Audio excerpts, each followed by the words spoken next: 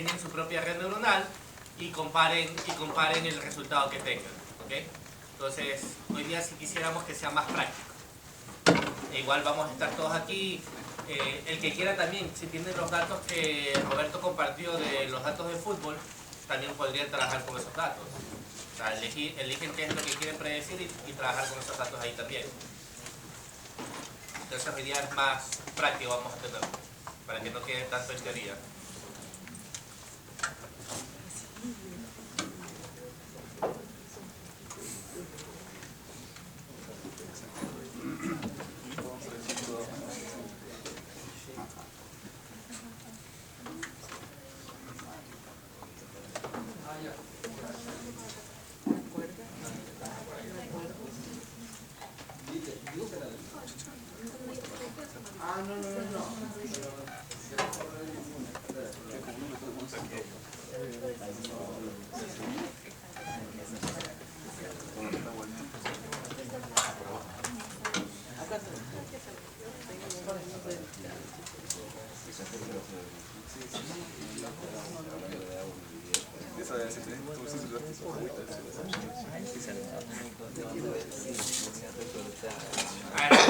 Tenemos tres redes. Las de Saturdays, la clave Saturdays 2020 y la otra, la de Melacorp, ya creo que todos tienen clave, ¿verdad? Creo que era Melacorp SA. No, Melacorp 01. Melacorp 01. En teoría, la próxima semana vamos a tener otro Wi-Fi, nos va a compartir el piso de abajo. Entonces, ya tendríamos más.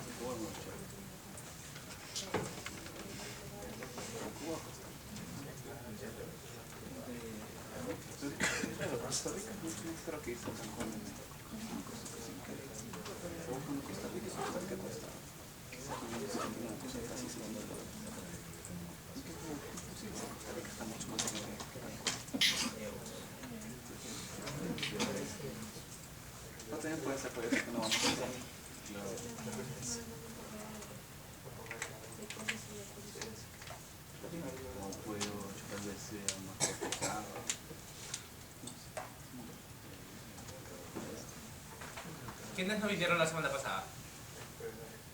¿Quiénes qué? No vinieron. Baja la mano, Javier. Ya trajo cámara, ¿sí lo ves? ¿Sí? Ya no va a venir. Es que ya solo van a poner la cámara y revisa entre semana. A ver, vamos a hacer un repaso rápido. No me voy a concentrar tanto en detalles porque ya lo vimos la semana pasada y se nos fueron casi 3 horas en los cuadernos. La intención del día de hoy, ¿cuál es? Ver rápido los cuadernos, detalles generales, porque ya los repasamos, y luego ustedes utilicen estos cuadernos para resolver un propio problema que tengan. Si tienen un dataset, o en este momento van a internet, van a Kaggle, ven algún concurso que haya, descarguen el dataset y hagan exactamente lo mismo que estamos haciendo aquí, pero con su propio dataset, ¿ok? Y ver qué resultados tienen.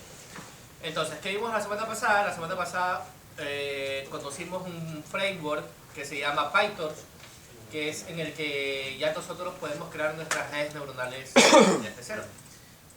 Como habíamos visto la vez pasada, en las primeras clases, estábamos viendo otro framework que era FastAI. FastAI va sobre PyTorch. Una de las ventajas que tenía FastAI es que en este aquí tú ya puedes, ya como vienen muchas funciones predefinidas, te permite resolver proyectos de manera rápida. Pero para aprender o para construir tu propia red neuronal es ideal trabajar con un framework tipo PyTorch, Keras o TensorFlow, porque puedes diseñarla desde cero. Entonces lo que vimos la semana pasada fue que aquí teníamos un poco lo que vimos en la teoría, cómo sería una red neuronal que tiene solamente una función, ¿verdad? Porque tenemos las entradas, tenemos nuestra función h, ¿verdad? Que la función h, ¿qué sería? ¿Qué sería h? La salida de... ¿Qué tendría dentro h?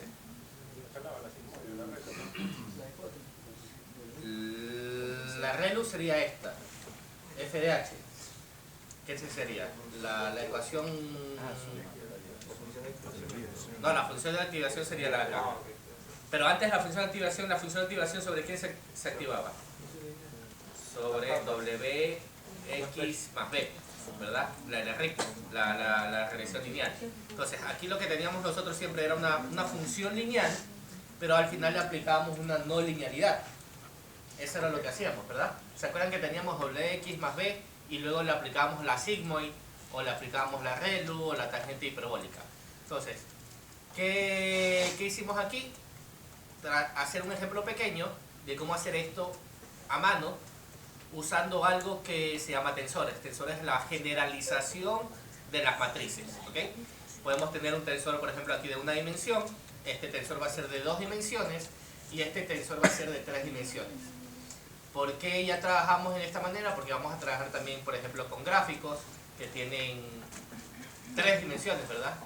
Tenemos el X y Y también tenemos la profundidad. Tenemos el RGB, que son las capas de los colores. Entonces ya trabajando con matrices nos va a permitir tener resultados más eficientes y más óptimos.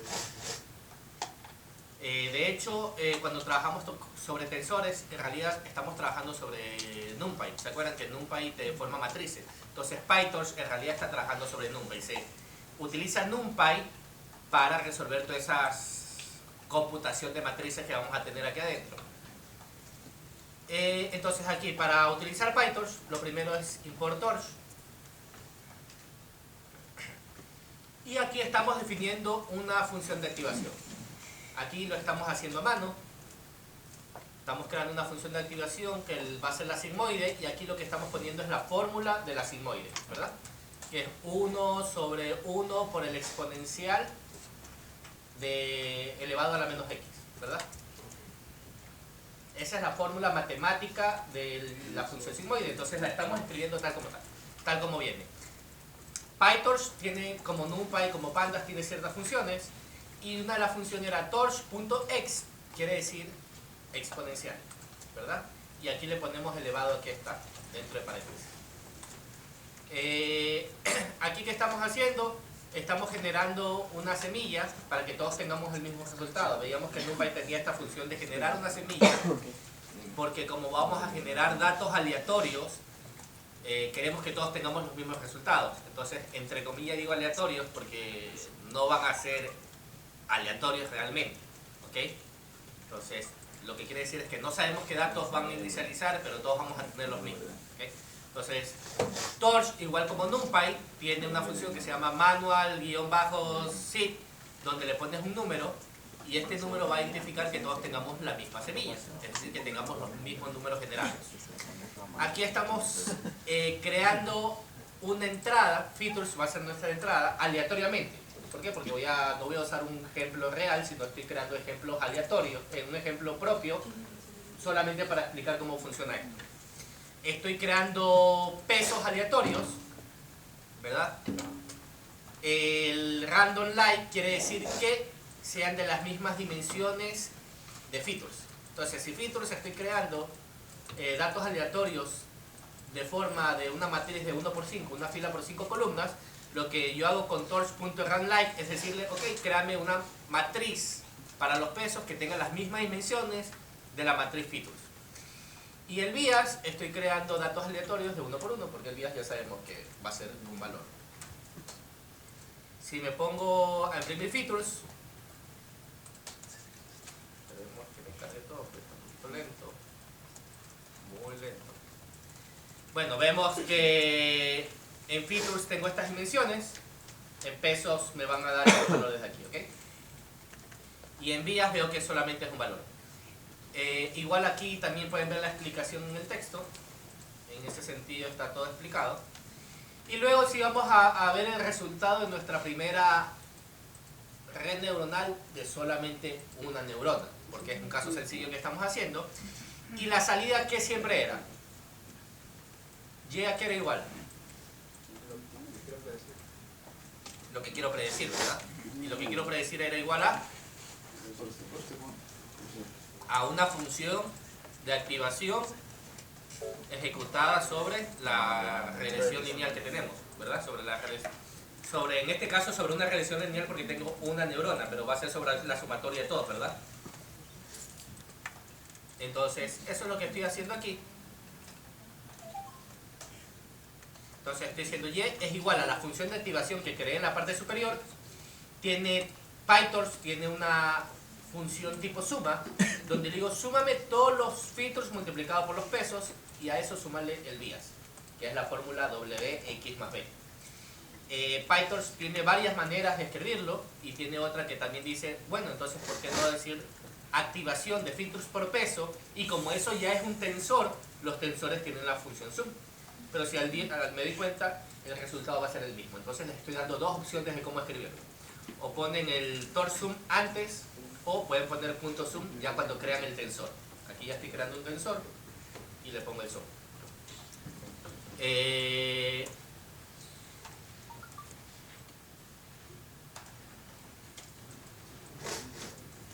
PyTorch tiene también. ¿Cuál es la desventaja de esta manera aquí? ¿Cuál era la desventaja de trabajarlo de esta manera aquí? ¿Qué estamos haciendo? ¿Cuál era la desventaja? Lo vimos la semana pasada. Nosotros no utilizamos el... No usamos matrices, sino que... Exacto. ¿Qué está haciendo? Está realizando una operación, realiza otra, la suma, realiza otra, la suma, está como un lazo for, ¿verdad? Más o menos, porque está sumando todo lo que tiene adentro. Entonces, no es una manera óptima porque es muy lento y todos los que conocemos álgebra lineal sabemos que una matriz de multiplicación es una matriz directa de un valor por otro valor, valor por otro valor y ya tienes un resultado, entonces es mucho más rápido. Entonces esa es la ventaja y por eso es que los tensores se basan en matrices, porque nos queremos evitar toda esa lentitud de hacer la sofor y más que todo porque cuando hablamos de redes neuronales, en este caso es una neurona, pero cuando hablamos de redes neuronales vimos que podía tener en una capa muchísimas neuronas y podríamos tener muchísimas capas.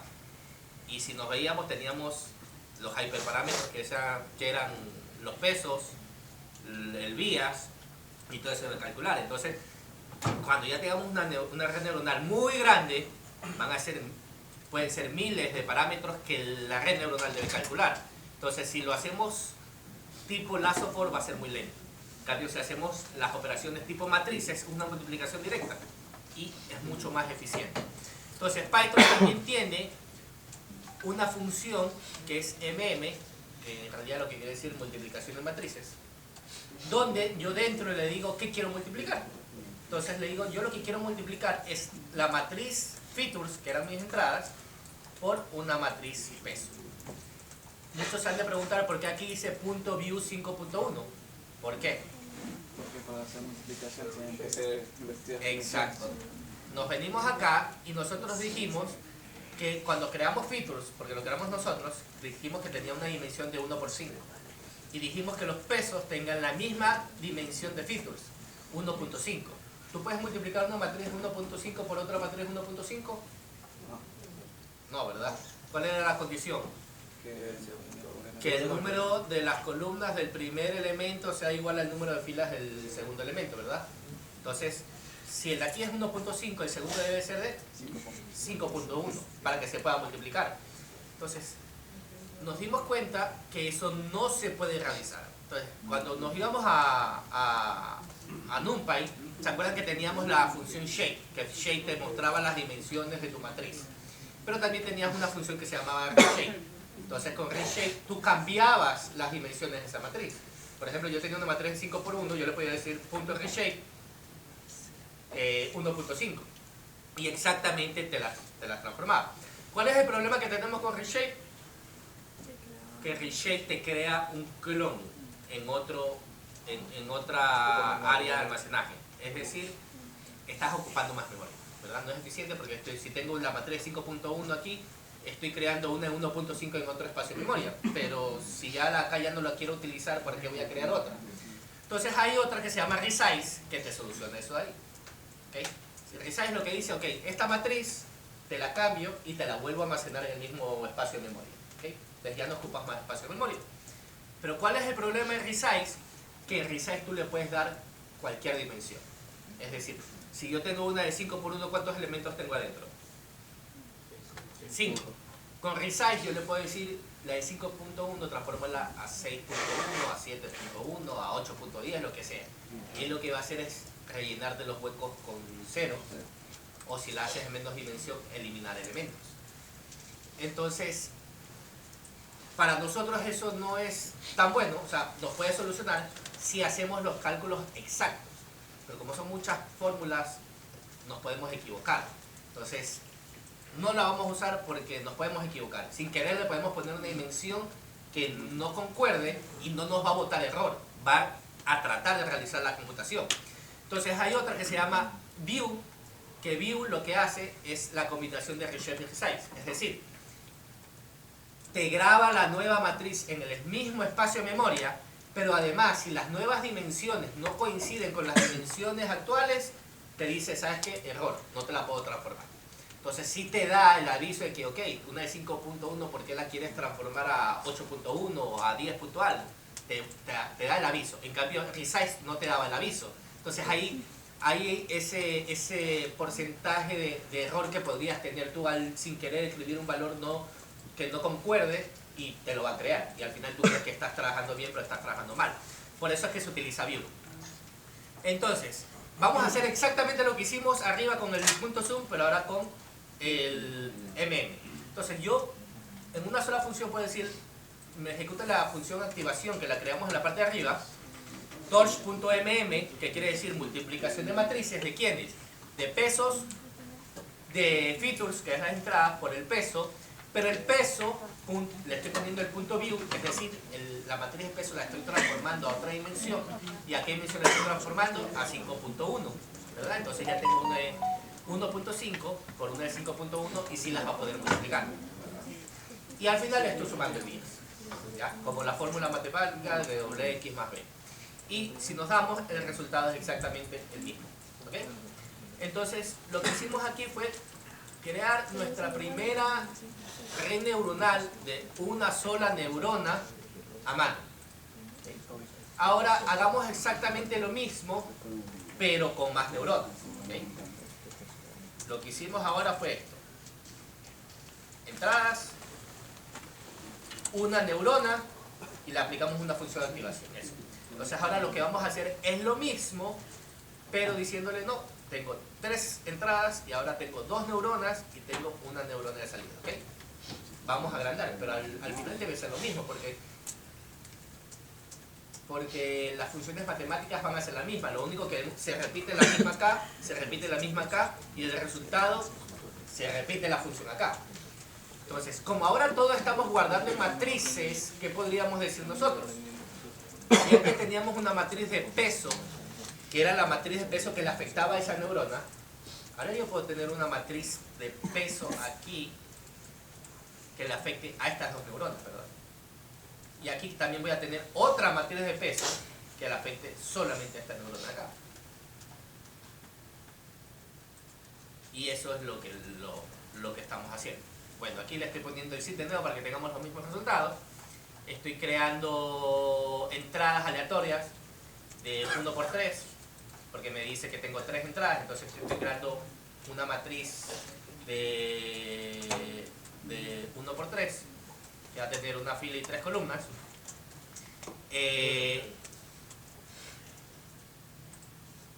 Aquí estoy definiendo el número de entradas, el número de capas, el número de neuronas intermedias y el número de salidas. ¿Para qué? Para reutilizar variables, ya para no estar escribiendo cada vez cuántos números tengo entradas en cada una de las funciones, ya los puse como variables. Entonces, el número de entradas, para que no te estés equivocando en qué valor estás poniendo ahí, lo puedo tomar ¿de dónde? De las dimensiones de mi entrada, porque mi entrada me dice que es una dimensión de 1 por 3, yo le puedo decir de features.shape. Si yo pongo solamente features.shape, ¿qué me va a decir? ¿Cuál va a ser el resultado? Pero ¿cuál va a ser el resultado? No, solamente features.shape, paréntesis, sin ningún número dentro. 1,3, fila columna. Me va a dar la dimensión. Si yo le digo features.shape 0, ¿qué me va a decir? 1, el primer elemento de la lista que creo, ¿verdad? Pero si le digo 1, me va a dar el número 3, el segundo elemento. Entonces, yo ya de una manera óptima ya estoy definiendo que el número de entradas va a ser la segunda dimensión de mi vector features, y casualmente es el 3. ¿Okay? Entonces, es más que todo para no estar escribiendo 3 a cada rato que lo vaya a utilizar, ya lo puedo utilizar de esta manera para que lo coja de la dimensión que es mi entrada. El número de neuronas intermedias, le digo, ¿sabes qué? Créame una de 2. Ustedes pueden jugar, pueden ponerle 3, 5, como quieran. Y el número de output, 1, porque es una binaria lo que estamos haciendo aquí. Más adelante, en el otro caso que tenemos más adelante, ya vamos a ver que es una de más clases, multiclase. Entonces ahí cambia. Entonces, mi primer peso va a ser exactamente la misma función que tuvimos arriba, ¿verdad? Va a ser el número de entradas por el número de capas, ¿verdad? Voy a crear una matriz W1 que va a ser mi número de entradas por mi número de capas, ¿verdad? Entonces, si yo tengo una matriz que va a ser mi número de entradas de filas y columnas, el número de neuronas intermedias que tenga a continuación, ¿verdad? Entonces me va a quedar una así. Estoy viendo que tengo un W11 y un W12 acá. Entonces, ¿qué quiere decir ese W11 y W12? Que son justamente este peso que va, esta línea aquí. ¿Se acuerdan que las líneas eran los pesos? Entonces, W11 va a ser el peso que afecta de la entrada 1 a mi neurona H1.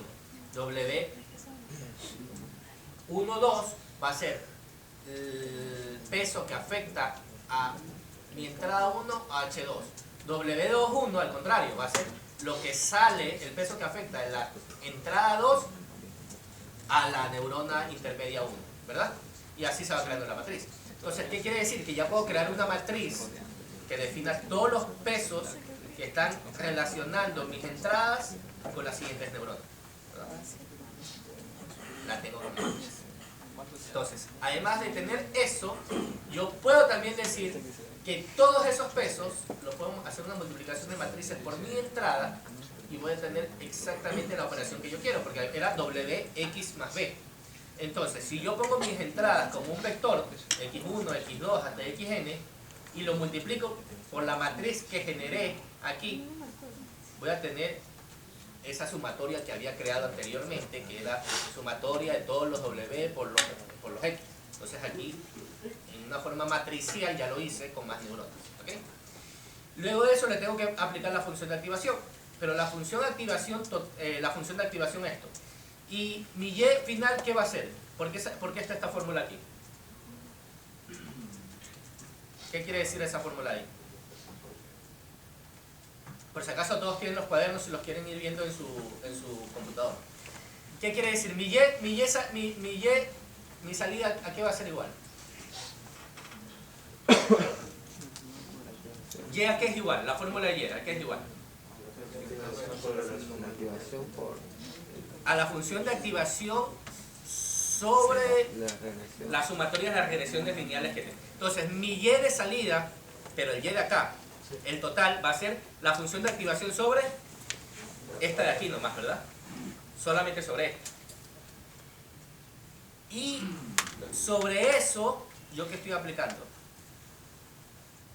La función de activación sobre la K, y voy así hacia abajo. Por eso es que yo tengo mi función de activación sobre WX1, que obtuve las salidas aquí, las activaciones aquí.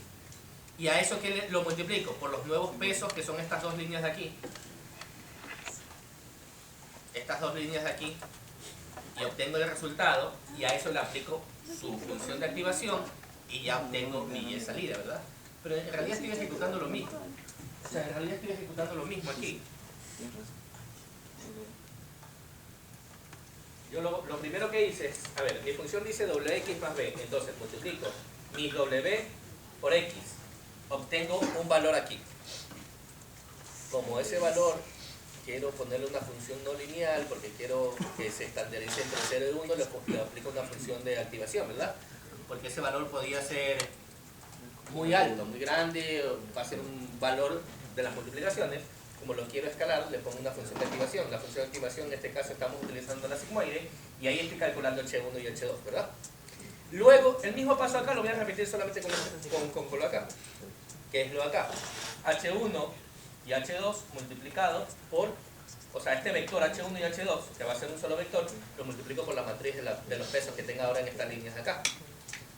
Tengo el resultado y ahí que le aplico la función de activación de nuevo. Entonces, si nos damos cuenta, es el mismo procedimiento, el mismo paso acá, se pasa acá, se pasa acá, y así. Entonces, por eso es que tengo aquí dos matrices. Una W1, que es la que va a afectar los pesos a mi primera capa, y W2, que es los pesos que van a afectar a la salida total.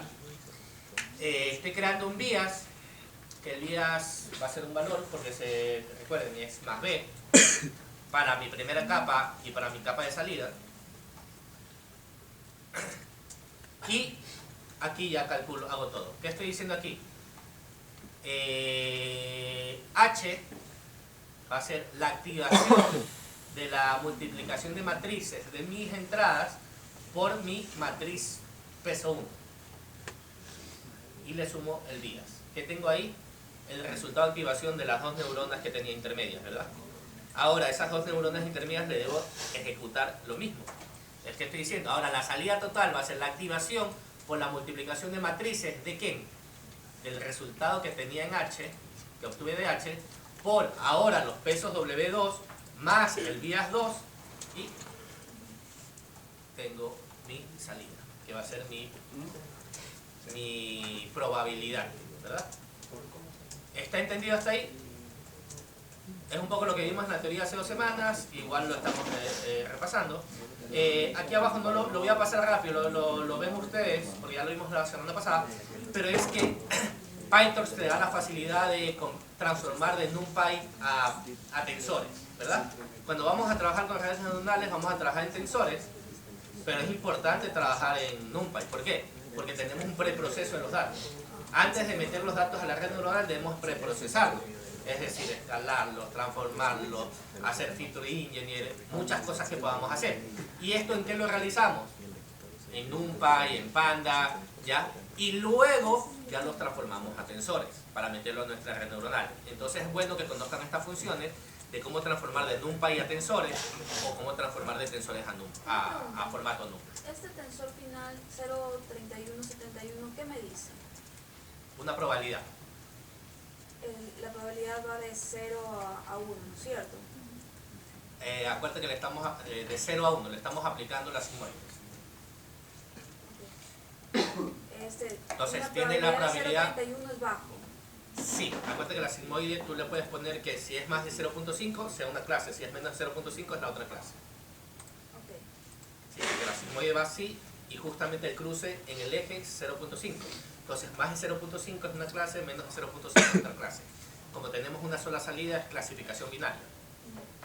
Ya más adelante cuando utilizamos el software, ya que es multiclase, ya te da la probabilidad y coges la mayor probabilidad de que sea esa clase. Entonces en este caso es porque es binario. Entonces ahí tú ya le puedes poner a ver si es menos de 0.5 es la clase 0, si es más de 0.5 es la clase 1. Vimos eso rápido. Y aquí ¿qué hicimos nosotros? Aquí lo que hicimos fue, bueno, ya vamos a verlo con un ejemplo más real. y es el ejemplo básico para introducirte a redes neuronales, que es utilizar el dataset MNIST. MNIST es un dataset que se utilizó, de hecho creo que la primera vez que se utilizó fue porque tenían ese problema de que cuando enviaban cartas tenías que poner el código postal. Todos tenemos un tipo de letra distinto, entonces poníamos el 3 parecido al 8 porque lo encerrábamos mucho, el 9 parecido al 7 y así. Tenemos diferentes pistas. Creo que, son como 100.000 ejemplos, ¿ok? No estoy seguro cuántos son. Entonces, ¿qué hicieron? Dijeron, bueno, es un buen ejemplo de cómo digitalizar el proceso de chequeo de código. Entonces, ya automáticamente pueden pasar el código que venga en la carta y el sistema puede decir, no, este código lo que quiere decir es tales números. ¿Okay? Entonces, la intención es generalizar, es decir, que si tú escribes el 3 de una forma y yo lo escribo de otra forma, él aprende a reconocer que lo que tú escribas es un 3. ¿Okay? Y no lo identifique como un 8, quizás. ¿Okay? Entonces, para poder generalizar que necesitamos muchísimos datos para que los analice y saque las características generales de todo. Ok, entonces, lo que estamos haciendo aquí es importar las librerías que vamos a usar, que son NumPy, PyTorch, Helper y Matplotlib, que Matplotlib lo que nos va a permitir es graficar. También vamos a importar Torch Vision, que es una librería de Computer Vision. ¿Okay? Es una librería que nos va a permitir importar datasets, que de hecho es el dataset MNIST, y también nos va a permitir hacer transformaciones de imágenes. ¿Okay? Entonces, importamos esa librería y aquí lo que estamos definiendo es una variable que se llama transform.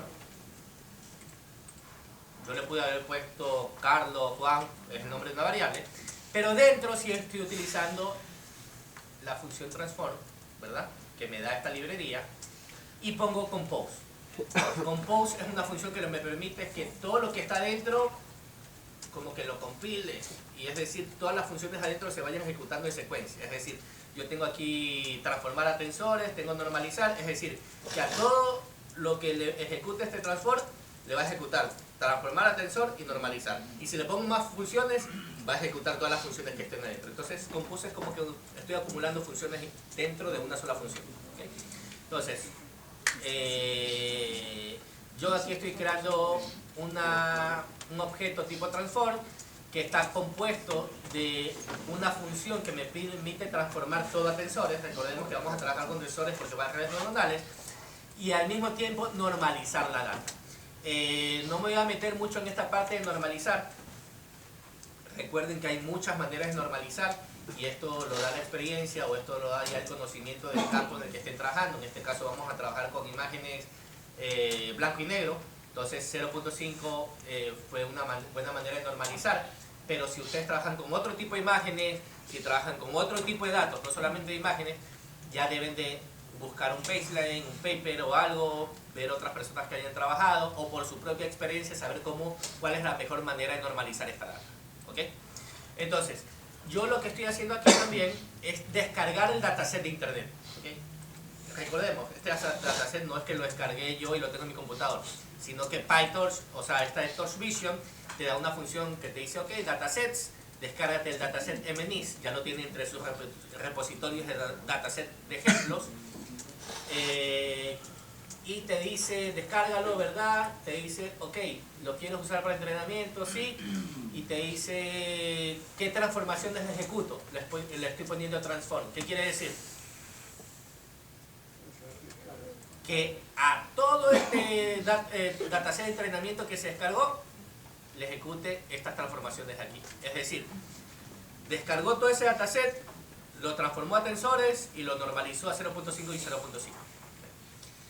Luego, yo lo que tengo aquí es ya el dataset transformado a tensores y transformado y normalizado. Pero yo necesito crear un objeto que me permita iterar en el objeto, ¿verdad? Porque yo lo que voy a realizar es iteraciones. Entonces, lo que estoy creando aquí es Otro objeto que tiene Torch es data loader. Es crear un objeto que me permita cargar mi data a la red neuronal. Y se acuerdan que cómo cargamos la data nosotros en nuestra red neuronal. Hay varias formas. Cuando nosotros hacemos el feed forward y hacemos el backpropagation, una manera, ¿cuál es? Mandar todos los datos, ¿verdad? Y que todos los datos pasen y todos los datos regresen.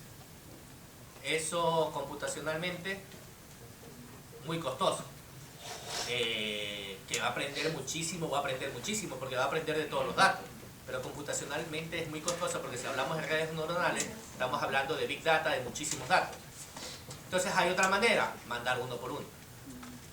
También había otra manera, y es la manera que utilizamos actualmente, es mandarlos por batch. ¿Okay? Entonces el data loader nos va a permitir coger este dataset que descargamos, estos datos que descargamos, y guardarlos en un objeto donde ya los puedo guardar en batch. Es decir, yo cojo mi objeto, tengo un objeto y digo, quiero crear batch de 64. Imagínate que son 10.000. Entonces ya creé un objeto donde cogió esos 10.000, los dividió en 64. Los dividió en 64. Los dividió en 64. Entonces, todos esos 10.000, cogió los primeros, puso un batch de 64. Cogió los 64 siguientes, otro batch de 64. Cogió los 64 siguientes y otro batch de 64. ¿Y eso qué nos va a permitir? Que cuando ya vayamos a meterlo en la red neuronal, lo único que coge es el primer paquete de 64, los mete, los retrocede. Coge el segundo, los mete, retrocede. Los mete y retrocede. ¿Okay? Pero... Yo una pregunta, 64 son megas, bytes, celdas... Cantidad de datos, cantidad de ejemplos. Cantidad de ejemplos. En este caso serían 64 imágenes, pero recuerda que las imágenes, cada imagen son una matriz. Porque el computador no ve gráficos, el computador ve números. Y va a ser una matriz que dentro tiene píxeles y cada píxel va de 0 a 255. Entonces, cada uno de esos ejemplos va a ser una matriz. ¿Okay? Pero va a depender de tu caso. En tu caso no van a ser imágenes, van a ser, no sé, quizás cada dato va a ser un número, va a ser archivo. Puede ser archivo, sí, dependiendo cómo le metes, pero recuerda que aquí le metes números, entonces no es que va a irte a abrir el archivo. Tal vez, Cristian, serían, en este caso, para el ejemplo de clasificación de imágenes, serían 64 registros. 64 imágenes, sí, 64 imágenes. O sea, tengo 64 imágenes. Uno va a ser el 1, el otro va a ser el 2, el otro va a ser el 4, pero en forma de matrices. ¿Okay? Pero 64 imágenes. Si lo ves como, por ejemplo, el de fútbol, y tienes el dataset de fútbol, y tienes el primer ejemplo de Barcelona quedó eliminado, el segundo ejemplo de, bueno, Belén también quedó eliminado, el tercer ejemplo de... ¿Ya? Coges los 64 primeros ejemplos, tu fila, tus 64 primeras filas, y ese es el primer objeto. Luego los siguientes 64. Pero nosotros lo que queremos es que sea generalice. Entonces si cogemos en ese sentido, quizás nos estamos teniendo un bias de coger solamente la parte de arriba. Entonces la intención es cogerlo aleatoriamente. Entonces también tiene la opción shuffle, que lo que te dice, ok, coge mi dataset de 10.000 y coge aleatoriamente 64, no los 64 primeros, sino uno acá, otro acá, otro acá, otro acá, y forma el batch. Ahora coge el siguiente batch, también de nuevo aleatorio. Entonces los batches se pueden repetir ejemplos de los batches, ¿ok? Si yo pongo shuffle, se pueden repetir. De hecho van a haber ejemplos que quizás no se cojan. O van a haber, o quizás se cogen todos. Van a haber ejemplos que se repitan. Pero también de qué va a depender del número de épocas, ¿verdad? Porque si yo tengo 2 épocas, ¿cuántos ejemplos voy a tener en total? 128. Entonces no cogí los 10.000. Entonces también va a depender de un poco de eso. Pero los va a coger aleatoriamente con el shuffle. Entonces lo que estoy haciendo aquí es creando mi data loader, es decir, ya los tengo dividido en batch. Y ahora yo lo que necesito es iterar en los batches, porque ¿cómo funciona la red neuronal? Le mando el primer batch, viene, pasa, hacemos SWX, más B, pasa por todas las neuronas, calculamos nuestro error y hacemos el gradiente descendiente, ¿verdad? Con la optimización. Calculamos los errores de cada uno de los pesos para nuestro error final y actualizamos los W, ¿verdad? Actualizamos los W y ahí ¿qué hace? Pasa el siguiente batch. y actualizamos el nuevo loader. Y así se va mejorando, se va reduciendo el error. Entonces, yo lo que necesito es iterar por cada batch. Entonces, yo hay una función que se llama iter, y ¿qué le estoy diciendo? Itera por el train loader, por el objeto que yo creé en los databatches, ¿ok? Que de hecho, si se ponen a ver aquí un ejemplo, yo también lo pude haber hecho con un lazo for. Decirle, por todo mi train loader, un lazo for que coja el primero, los mete, el segundo, pero ya hay una función iter que te hace eso, para que no estés haciendo tu lazo for. Entonces, como ya creé mi objeto data iter de mi train loader, yo puedo decirle que de data iter me saque ¿qué? Dos cosas que ya venían en el dataset, porque el dataset ya te los daba, por si acaso. En este caso ya te los daba, pero en tu caso tú se los tienes que dar si es que tú envías tu dataset. Que es, ¿cuál es? Mi dato y la etiqueta. En este caso yo estoy creando una variable que se llama imágenes y labels. Yo le pude haber puesto cualquier cosa, ¿verdad? Pero le estoy diciendo, a ver, de lo que tienes adentro, tienes dos cosas. Una va a ser las etiquetas, que va a ser tu Y real, y la otra va a ser el dato de entrenamiento, ¿verdad? La variable dependiente y la independiente. Entonces ya me la separó ahí. Aquí lo único que estoy imprimiendo las dimensiones, y aquí estoy utilizando matplotlib para ver el ejemplo número 0 que guardó en imágenes. Y veo que el ejemplo número 0 es el 8. ¿Okay? Y luego vamos a nuestro primer algoritmo y vimos que había, ¿qué estamos haciendo aquí? La activación, que era la sigmoide, estamos haciéndolo a mano todavía, estamos las entradas, las estamos transformando, hacemos un view, ya lo pueden revisar ustedes porque hacemos estas transformaciones, pero bueno, lo voy a explicar un poco. ¿Por qué hacemos esta transformación? ¿Por qué hacemos esta transformación? ¿Cómo viene la imagen?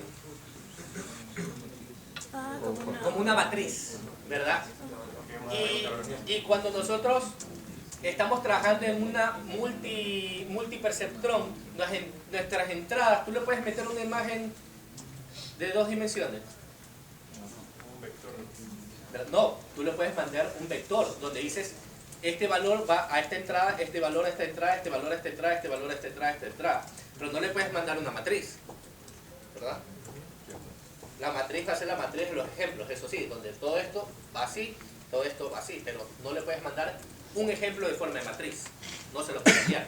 Entonces, una manera que, ojo, es para este caso especial de imágenes que estamos haciendo estas transformaciones, porque las imágenes te vienen en forma de 2 dimensiones. Entonces, ¿cuál es la manera ideal para solucionar este problema?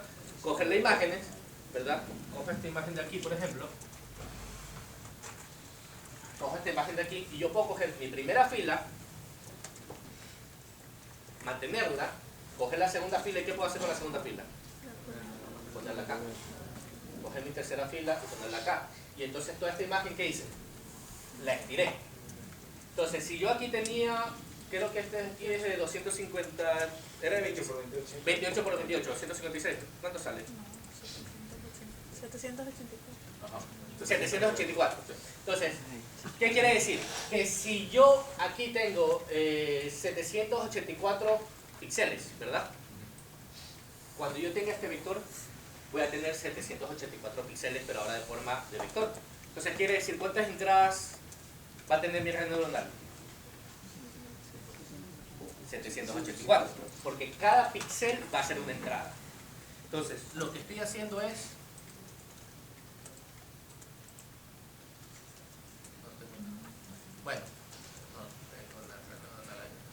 Bueno, entonces, lo que quiere decir que mi red neuronal necesita 784 entradas para poder aceptar esta imagen. Si no tiene 784 entradas, no la va a poder aceptar totalmente, ¿ok? Entonces, eso es lo que está haciendo. Esta es una imagen en escala de grises, ¿verdad? Esta es imagen en escala de grises. Ojo, imagen en escala de grises. O sea, cada entrada tiene un valor entre cuánto.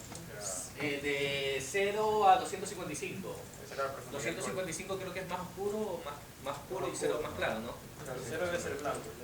0 es blanco y 255 es el máximo negro que puede tener. Ya, entonces, eso. Entonces, sí, y de hecho tiene un poco un poco de lógica. ¿Por qué? Porque si yo lo paso a esto como vectores, yo siempre voy a identificar un 8 si justamente en este vector hay un blanco, y puedo más o menos identificar en qué vectores necesito un 8, un blanco, para que se forme un 8, ¿sí o no? Pero aquí es... Una pregunta, aquí en Python está como en guerra. Seguro que hay. Porque lo está haciendo un flat. Estás haciendo flat, estás haciendo un flat, un split, el mismo que tiene que ser. Sí. Igual aquí lo estamos haciendo a mano todavía. O sea, ahorita lo que estamos haciendo con estos cuadernos es que tú lo hagas a mano, que hagas la sigmoid a mano, pero vas a ver más adelante que tiene su función sigmoid y ya no escribes la función. Y el flatten seguro lo tiene, seguro lo tiene. Entonces, si nos damos cuenta, lo que está tratando de identificar la red neuronal es donde tiene un blanco, o donde tiene un negro, o donde tiene un más oscuro o un más claro, para poder formar un 8, o un 3, o un 2, etc. ¿verdad? Vamos a ver más adelante por qué estas redes ya se dejaron de usar para imágenes. ¿Por qué? ¿Por qué creen? ¿Qué pasa si este 8 ya no está en esta ubicación? Si no está en esta ubicación. Si nos guiamos en la parte que todo esto eran entradas, él siempre va a tratar de identificar un 8 cuando el 8 está, cuando el blanco o los blancos están más o menos en estas posiciones aquí, ¿verdad? Pero está aquí, siempre era negro. Entonces, si el 8 va acá, va a tener blanco. Entonces, él ya no va a poder diferenciar qué número es. Entonces, por eso es que estas redes neuronales ya se dejaron de usar para imágenes. Si no, se utilizaron las convolucionales, que son las que vamos a ver en la próxima clase. ¿Por qué? Las convolucionales ya son más espaciales, es decir, te analizan todo el campo espacial y tú puedes tener el 8 acá, el 8 acá, el 8 acá, el 8 acá y te lo va a poder detallar. ¿Por qué? Las convolucionales ya no se ubican ya no quieren saber exactamente qué valor tiene cada uno de estos píxeles, solamente quieren saber si el objeto se encuentra ahí o no, es lo que les interesa. Si se forma el objeto o no. Eso es lo que quieren las convolucionales. Y vamos a ver que cuando se forma el objeto, vamos a ver si puedo más adelante, los objetos se forman con curvas, con sombras, y eso es lo que va a intentar detectar las convolucionales. Por eso las convolucionales son muy usadas en imágenes, y de hecho es el estado del arte en imágenes, porque ya te detectan curvas, sombras, pequeños puntos que quizás nosotros no podemos ver, características que nosotros no podemos ver, pero que con poder computacional de computer vision se podrían identificar. Eso hacen las convolucionales. En cambio aquí, la multiperceptrón lo que está tratando de identificar es qué dato exacto tengo en cada uno de estos píxeles para formar el 8. Es decir, está analizando ese valor de 0 a 255 en cada una de las celdas. La convolucional no va a hacer eso. Por eso más adelante vamos a la convolucional. Pero para datos estructurados como bases de datos, esto aquí nos va a servir muy bien. ¿Ya? Entonces, por eso es que el input, lo que le estamos diciendo es que que las entradas de mi red neuronal va a tener la dimensión del shape 1 de las imágenes. El shape 1 que iba a ser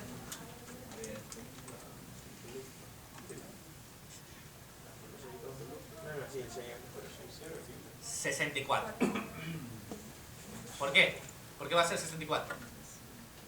Porque acuérdate que lo guardamos en batch. Entonces nuestro train loader era de 64 cada batch. Entonces, la dimensión va a ser de 64 por 1 por 28 y por 28. El 1 lo que refiere es que solamente tiene una profundidad, porque es de blanco y negro, es RGB. Entonces tiene una profundidad. Si fuera de color, no es RGB, sino es en escala de grises.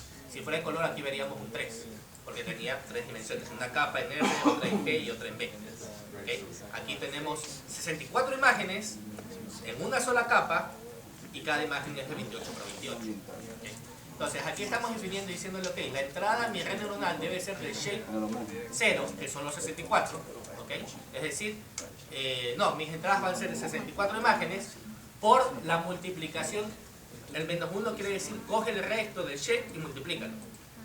Si multiplico 28 por 28 y por 1 para 3, 784. Entonces ya estoy diciendo que mis entradas van a ser 64 imágenes, que que cada imagen son un vector de 784. ¿Okay? Entonces aquí estoy creando mi primer W1 y mi W1 va a ser de dimensiones que el número de filas de lo que le entra por el número de columnas de lo que le sale. 784 y estoy definiendo 256 neuronas intermedias. Luego lo que estoy haciendo aquí es creando mi B1 que va a ser de 256, porque cada neurona tiene un vías. Entonces le estoy mandando un vías a cada una de las neuronas. El W2 va a ser mi siguiente capa. ¿Por qué es 256 por 10? 256 porque es lo que le está entrando, ¿verdad? Lo que salió de la función de activación que se ejecutó a W1 por X más B. Y el 10 es porque es la salida. Yo quiero identificar valores entre ¿qué? Entre 0 y 9. Entonces va a ser el número de salida. Y B va a ser 10 porque es un vías por cada una de las neuronas de salida. Y le aplico lo mismo que vimos anteriormente. Una función de activación que se aplique a la multiplicación de la matriz de las entradas por el peso, por la matriz de peso 1 más el vías 1. Y a todo eso le aplico otra matriz de otra multiplicación de matrices ahora del resultado de H por W2 más el vías 2. ¿Okay? Y al final tengo este resultado. Cuando tengo aquí este numerito aquí que se parece a un 6 o más o menos también podría ser un 4, me da esto de aquí. ¿Por qué me da esto de aquí?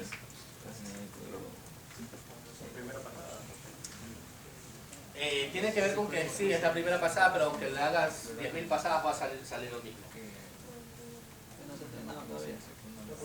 ¿Por qué? Porque pueden ser todos los posibles casos, o sea, la probabilidad de que son 0, la probabilidad de que son 1. Ya, pero ¿por qué sale esa probabilidad? Sí, Es la primera iteración. Porque lo que dijeron, porque no se han entrenado. ¿Qué le hicimos nosotros nomás?